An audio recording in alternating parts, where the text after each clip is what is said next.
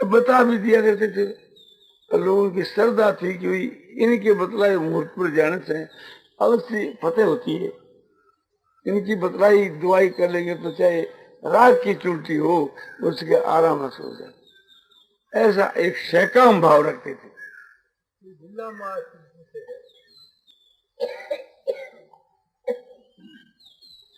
तो ये इसको हम कम पसंद करते, इस सहकाम भाव को हम समय कम पसंद करते थे। हमारे वहां अभी तो नहीं, बशेश्वर लाल जी खेमका, गणपत राय जी खेमका, ये लोग उनके पास में जाते थे, मैं भी जाता था। और एक कुंजीलाल जी बजाज थे, वह जाते थे। एक दिन उन्होंने पूछा कि महाराज आप हमारे को कोई शिक्षा की बात कहो। तो उन्होंने मेरी तरफ लक्ष्य करके कहा कि इनसे पूछो। बोले महाराज हमारा तो आपके वचनों में विश्वास है, ये तो हमारे पास रहते ही आपके वचनों में विश्वास है। बोले हमारे वचनों में विश्वास कहाँ, हमारे वचनों में विश्वास होता तो फिर हमको नहीं पूछता, इनको ही पूछता। एक दिन हम गए वहां, तो आश्रम में नहीं मिले, तो उनके चरणों के चिन्ह देखे तो राजपूताना के मट्टी में बाड़ी के, जिसको धोरे कहते हैं, तो हम एक प्रकार से थी धोरों में गए, उनके खोजों को देख, बहुत एक समझो कि कोई 2-3 फलांग, वहां एक टीवे के ऊपर धोरे पर बैठे। बालक अवस्था थी हम लोगों की, 20 साल की कमी अवस्था थी। उन्होंने देखा, अरे बोले छोरे कहां से आ गए तुम? बोले आगे महाराज आपके पास। कैसे आ गए? बोले आपके चरणों के चिन्ह को देख करके। बोले इतनी कड़ी धूप के बीच के वहां, तो एक प्रकार से महाराज अभी धूप नहीं है, अभी तो एक थोड़ा दिन ढलने लग गया। मेरे साथ के वहां एक रामबल्लभ श्रावगी था। उस रामबल्लभ श्रावगी को कहा कि रामबल्लभ, अरे यहाँ इस धोरे के नीचे कीड़ी नगर है, मकोड़े है, तो यहाँ थोड़ा दरिया डाल दिया करो, समझा? तो कीड़ियों को थोड़ा बाजरा का दरिया थोड़ा डाल दिया करो, यहाँ जंगल में ये इनको कौन दे भैया, तो इतना काम तो तुम करो, इससे तुम्हारे मन की जो कामना है वो शायद सिद्ध हो सके। मैंने कहा महाराज मैं भी डाल पकड़ू यदि मेरे भी मन की कामना सिद्ध हो जाए। अरे बोले तुम्हारी कामना बड़ी है, इसकी तो कामना छोटी सी है। इसकी क्या कामना है? बोले इसके ब्याह की इच्छा है, तो इसकी एक प्रकार से वो सिराई ब्याह हो जाएगी, यही तो बात। और तुम्हारी कामना है मुक्ति की, वो बड़ी कामना है, वो एक प्रकार से थी। तो क्यों महाराज बड़ी कामना के नहीं हो गया? और नहीं हुई तो हमारे को ऑर्डर नहीं दिया, और तुम्हारी कामना बड़ी कामना। ये गिरी नगर में ये दरिया डालने से नहीं होगी। तो उसके बाद उसका जल्दी विवाह हो गया। ये हमको मालूम नहीं कि उसने वो गिरी नगर में दरिया डाला कि नहीं डाला, पर हमारे सामने ये बात उसको कही और उसने स्वीकार की थी।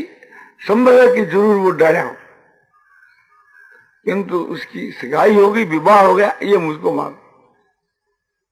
तो ऐसी बात उनकी हम देखा करते थे कि वे एक प्रकार से दे दिया करते थे। एक भाई जो है उनके पास में गया, ये हमारे सामने की बात नहीं, सुनी हुई बात है।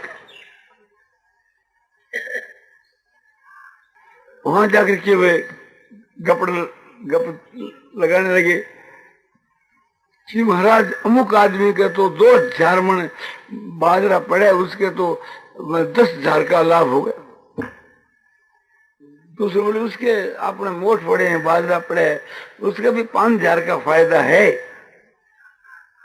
इस प्रकार से उनके सामने बात चलाओ कि देखा ये क्या जवाब। वो बोले अभी फायदा तो है, जो निकाल ले वो अपना है। जब तो वो चीज पड़ी है तो उसमें एक प्रकार से मन का ही तो धन है कि फायदा हो गया। बोले महाराज बाजार को देखकर कहते हैं। बोले बाजार को क्या है, जो नफा निकाल ले वही अपना है। तो उनका ये अर्थ लगाया कि अब बाजार गिरेगा, क्योंकि ये भाव रहने का नहीं, नफा निकाल ले वही अपना, नहीं निकाले तो नहीं है। तो उन्होंने जाकर बाजार के बीच के वहां बाजरा मोठ अपने देश में होते हैं ना, उसको अगाऊ से सौदा करके बेच दिया कि बाजार तो एक प्रकार से गिरेगा और पहले इसको बिक्री कर दे तो उसको फायदा हो जाएगा। सौदा करने वाले लोग थे। और उसी रात्रि के वहां फिर बरखा हुई और दूसरे दिन बाजार गिर गया, भाव गिर गया। तो सब बोले देखो महाराज जी ने तो पहले ही कह दिया। तो कोई ऐसे बात में चुप भी जाया करते थे।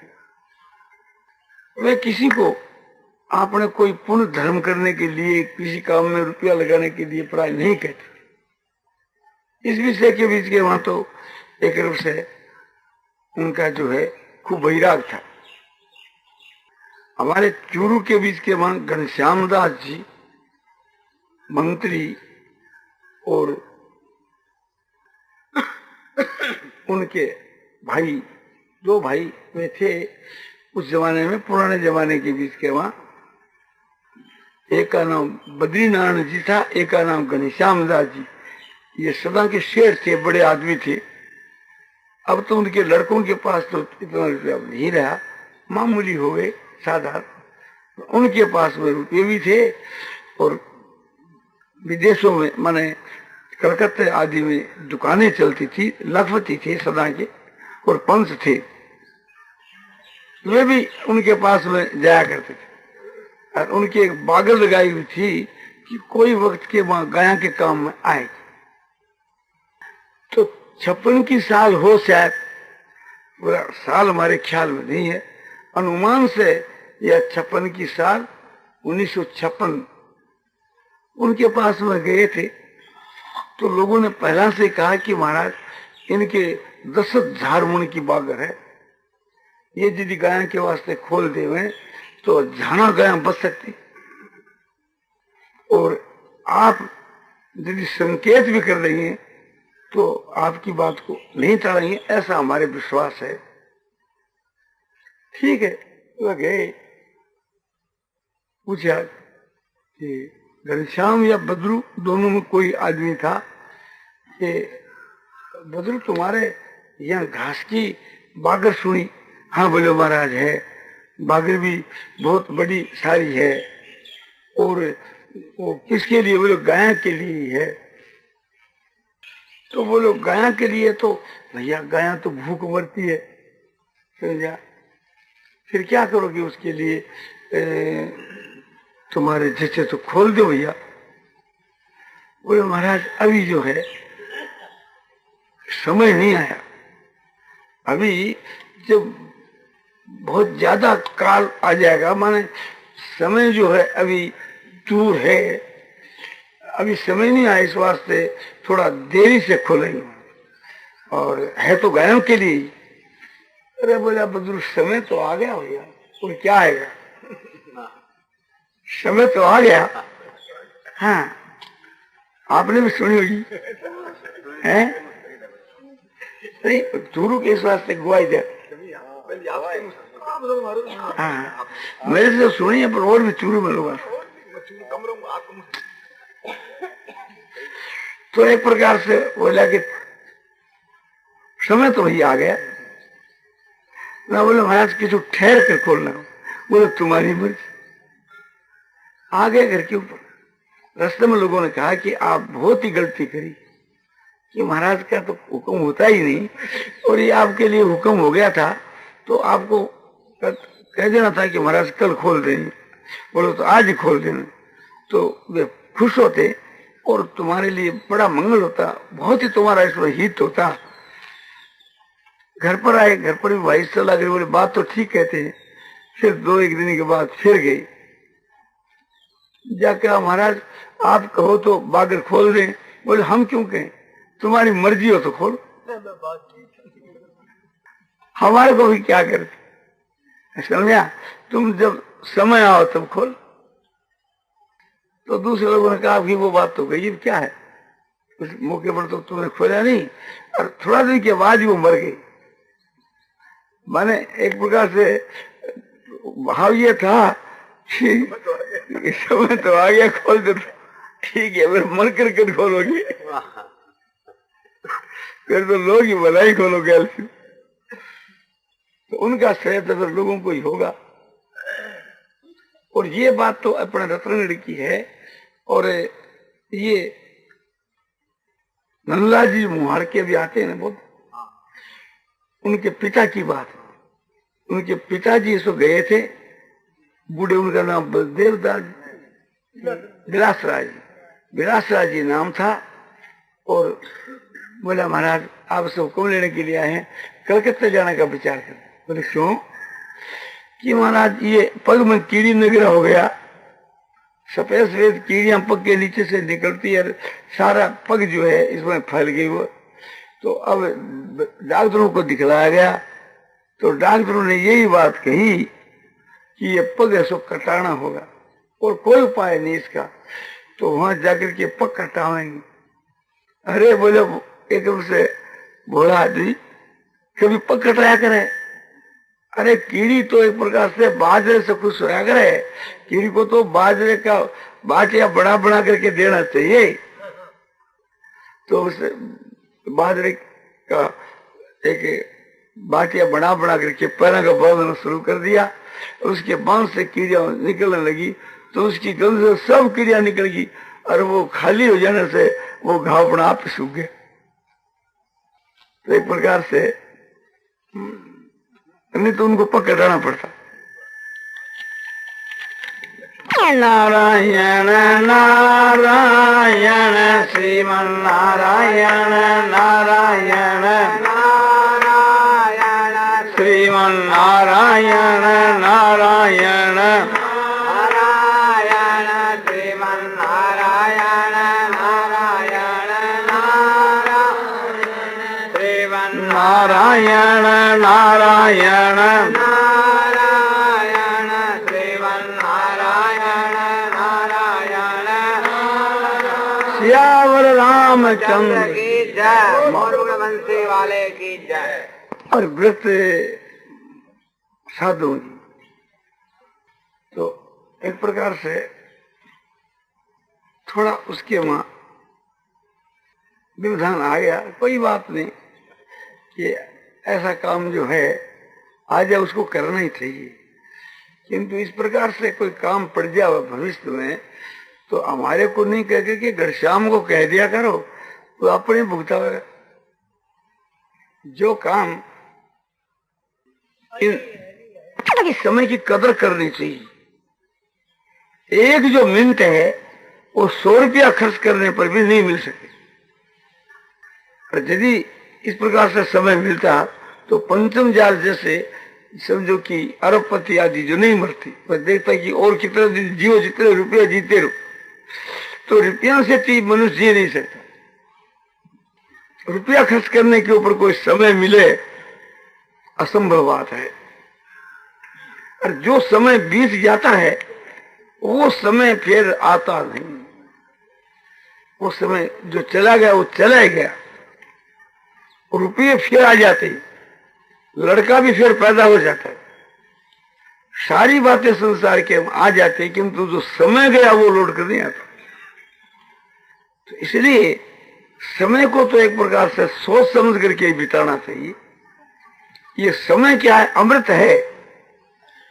अमृत में जो परमात्मा है उसकी प्राप्ति समय से ही होती है, और इस मनुष्य जीवन का जो समय है वो बड़ा दामी है। मनुष्य जीवन के समय की हम महिमा गाते हैं, पशु जीवन की नहीं, क्योंकि पशुओं के पक्षियों के जीवन का जो समय है उसका कोई मूल्य नहीं है। और मनुष्य का शरीर पाकर के अपने समय को जो बर्बाद करते हैं और यहाँ से विदा हो जाते हैं, वो तो कुत्ते की मौत मर गए। कुत्ते के जीवन का कोई मूल्य नहीं, मर गया मर गया। तो इसी प्रकार से थी उनके भी जीवन का क्या मूल्य है। जो अपने समय की कदर नहीं करता है वो एक प्रकार से पशु के समान है। तो समय की कदर करनी चाहिए। जिस समय भगवान मिलते हैं वो तो एक ही क्षण है, भगवान के मिलने का एक क्षण है, क्षण मात्र में भगवान मिलते हैं।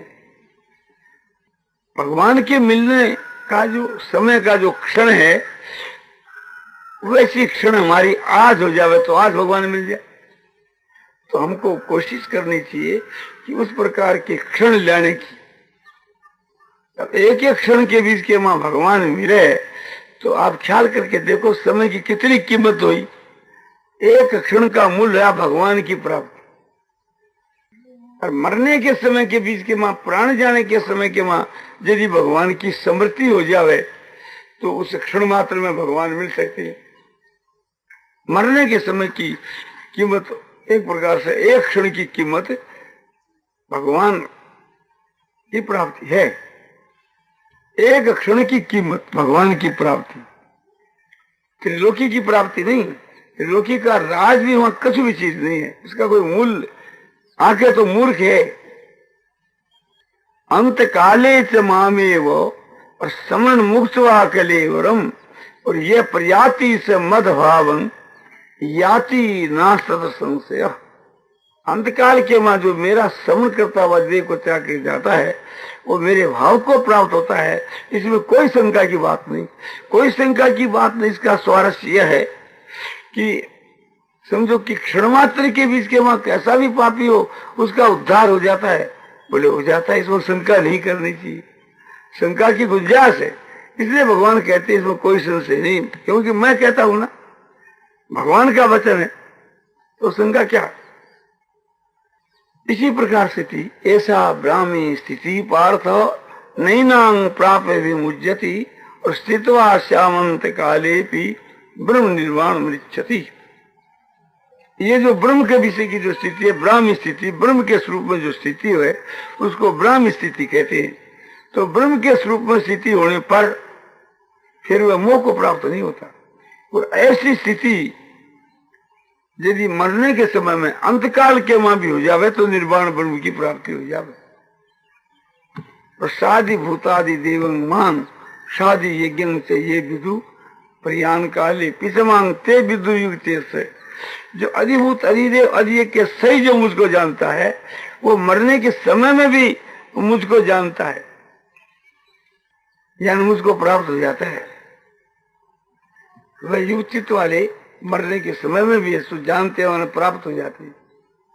जिस प्रकार से जानते हैं, एक विदु का अर्थ जानना लेना चाहिए, एक का अर्थ प्राप्ति लेना चाहिए, क्योंकि गति ज्ञान प्राप्ति तीनों ही अर्थ होते हैं। इस तरह से जो अधिभूत अधिदेव और अधिक के सही जो मुझको जानते हैं वे अंतकाल के वहां मुझको प्राप्त हो जाते हैं। अंतकाल के वहां मुझको जानते हैं तो फिर जानने का अर्थ क्या है कि जानने से भगवान की प्राप्ति हो जाती है। क्या यूं ले की बात। ओम इतेकाक्षर ब्रह्म व्याहरण मां मनुष्यमन ये प्रयाति तगंग देहं शयाति परमांगति। ओम ऐसा जो एक अक्षर है ये साक्षात ब्रह्म है। इसका उच्चारण करता हुआ और मनुष्य भगवान कहते हैं कि मेरा समन करता हुआ जो देह को त्याग जाता है वो मेरे वो परम गति को प्राप्त हो जाता। कवि पुराण मनुषा सितार मनोरणीयांग मनुष्य वृद्ध सर्वस्व धातारम चिंत रूप आदित्य वर्णन तवश परस्तात्। ऐसा भगवान का सगुण निराकार बतलाया कि भगवान का कैसा स्वरूप है कि वह सर्वज्ञ है, पुराण पुरुष है और सबको शिक्षा देने वाले, उपदेश देने वाले, और सूक्ष्म से भी सूक्ष्मतर है। और सर्वस्व धाता सारे संसार को अपने संकल्प के मां जिन्होंने धारण कर रखा है। अचिंत रूप जिसका कोई चिंतन नहीं कर सकता, मन की गम नहीं, मन के द्वारा जिसका चिंतन नहीं हो सकता, कविम पुराण मनुष्या सितारे मनोरण्यां मनुष्य समृद्ध और सर्वस्व दाता चिंत रूप मादित्य वर्णन तमसे परस्ता। और ज्ञान के पुंज जैसे सूर्य जो सो आदित्य जो है प्रकाश का पुंज जैसे ज्ञान के पुंज, और तुम जो ज्ञान से एकदम पर है, अज्ञान से रहित, इस प्रकार के स्वरूप को जो श्रवण करता हुआ देह को त्याग करके जाता है, वह परम दिव्य पुरुष परमात्मा को प्राप्त हो जाता है। तो अंतकाल के वहां मरने के समय के वहां जाने के जो बहुत से श्लोक गीता की 8वीं अध्याय के वहां आते हैं, इसलिए कोई भाई मरता हो, अरे हम लोगों में कोई बैठा हो तो 8वीं अध्याय उसको सुनानी चाहिए। अर्थ से मौका हो तो अर्थ से सुनाने, तो केवल श्लोक ही सुना दे। गीता का जानने वाला हो तो श्लोक ही सुना दे, उसका भाव सुनावे। जो आदमी मरता है उसको खूब विश्वास दिलाना चाहिए। आपने देखा होगा अभी जो कल जो आपने एक भाई जो जिनका देह शांत हुआ ना, उसको यही बतलाया जाता था बार बार कि आपको ये विश्वास करना चाहिए कि हमारा निश्चय कल्याण हो जाएगा। एक तो ये माया पूरी है, 7 पूरी में एक पूरी यहाँ मरने से मुक्ति है, दूसरे फिर गंगा का किनारा। फिर समझो कि आपने भगवान के नाम का कीर्तन हो रहा है, गीता का पाठ हो रहा है, तो भगवान के नाम का जप करता हुआ, कीर्तन करता हुआ, ध्यान करता हुआ जो मरता है उसकी निश्चय मुक्ति होती है। इसमें तो कोई बात ही नहीं, जगह जगह लिखा है किंतु सुनता हुआ भी मरा तो भी उसका कल्याण हो जाए। तो एक प्रकार से सुना ही तो पढ़ना ही चाहिए, और आपको हर वक्त भगवान को याद करना चाहिए। सबसे बढ़कर आपके लिए ये बात है।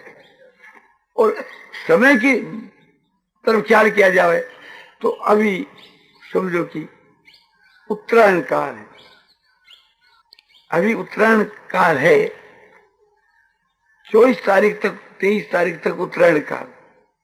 इसमें जो आदमी मरता है, अरे योगी होता है, तो उसकी उत्तम गति होती है। परमात्मा का ध्यान करता हुआ जावे तो उत्तम गति हुए। बोले ध्यान करता हुआ जाओ तो ऐसे उत्तम गति हो जाए, तो बोले ठीक है, समय का भी आदर कर दिया आपने, लग गया क्या?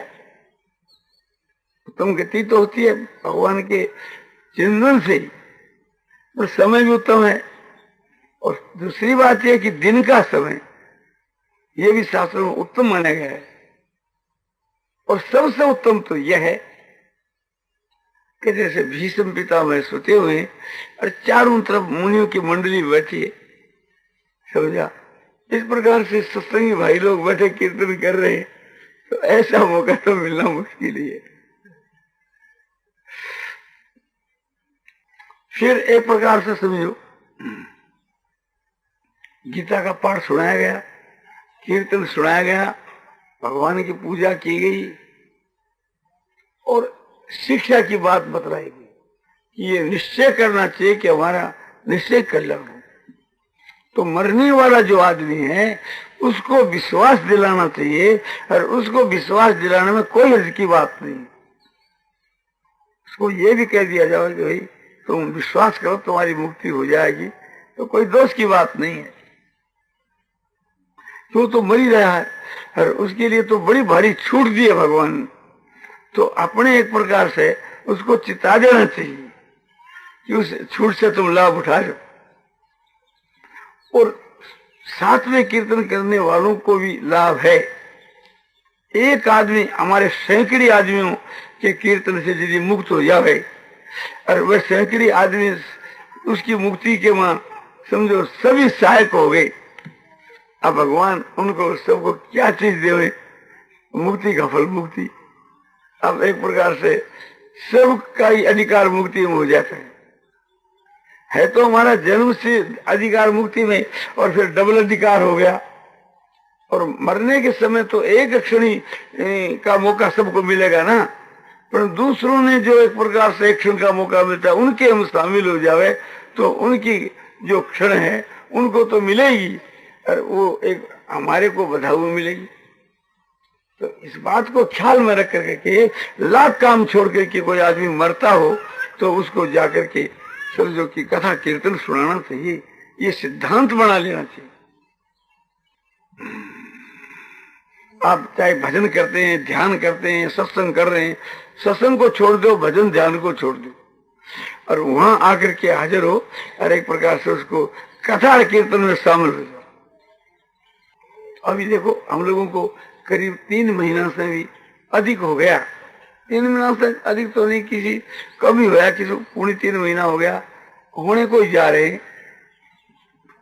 तो एक प्रकार से अभी एक ही आदमी एक प्रकार से ऐसा गया, अब एक कोई दूसरा हिम्मत करे, कोई स्त्री या पुरुष समझा, 2 एक आदमी बीमार तो पड़े हैं, अपने थका मेरे तब मौका लगे, नहीं तो फिर क्या है, अपने जाने के बाद मेरे तो फिर क्या, अपने तो लाभ नहीं है उसे, अपना तो अपने स्वार्थ की बात है, अपने लाभ के लिए कोशिश करते हैं और उसका भी लाभ है। यदि मरने में उसका नुकसान हो तो अपने लाभ के लिए उसको मारना नहीं चाहिए, उसको तो 1 नंबर लाभ है ही। जहाँ समझो कि आपने ब्राह्मण भोजन होता है तो आसपास के पड़ोसी को भी कुछ मिल जाता है।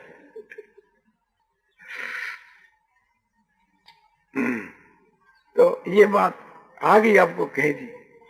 फिर अपना प्रकरण है वैराग का, जो अपने चित्त के वहां हर वक्त वैराग का नशा रहना चाहिए। फिर एक प्रकार से हमारा कुछ भी नहीं बिगड़ेगा। रात्रि के समय के बीच के वहां समझो संसार से विरक्त होकर के और शयन हम करें तो संसार के संकल्पों का एकदम अभाव हो जाता है और संसार के संकल्पों को छोड़ करके और हम भगवान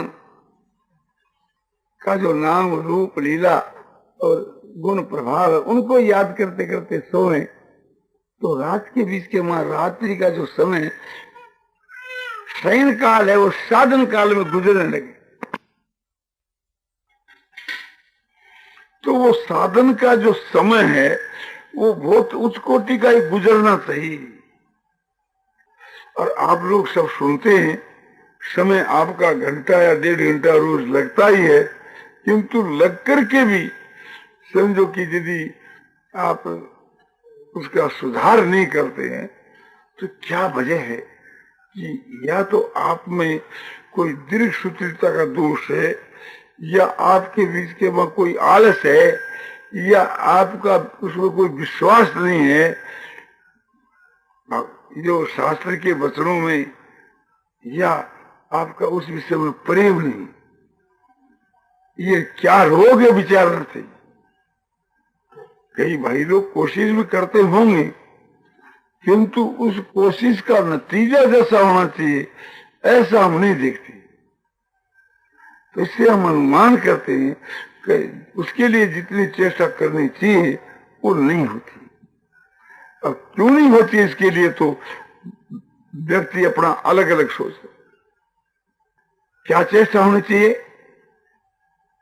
कि नाम का जो जप है वो निरंतर होना चाहिए और निष्काम भाव से होना चाहिए और श्रद्धा भक्ति पूर्वक होना चाहिए।